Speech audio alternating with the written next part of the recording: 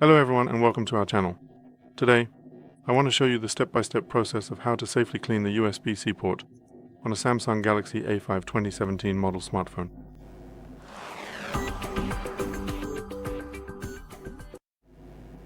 We need a brush with flexible bristles that are fairly long, about 2 centimeters, so that the length is at least that much. The bristles must be soft or at least flexible. If they're hard, you'll damage your phone.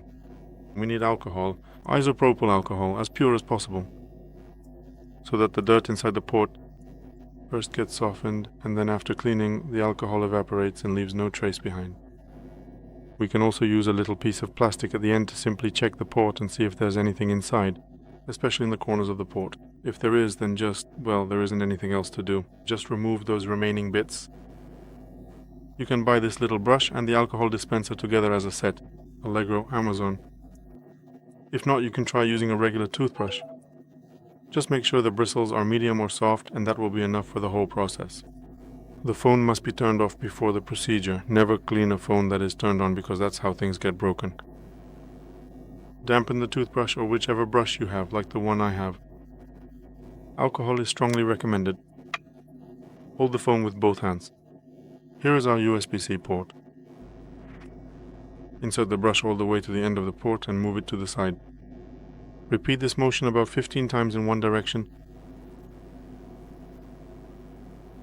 to clean the port as thoroughly as possible. It just has to go all the way in and then to the side. Repeat this action about 15 times in one direction, then switch to the other direction.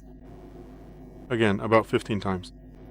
It's best to repeat this process 2 to 3 times on each side to make sure the port is perfectly clean.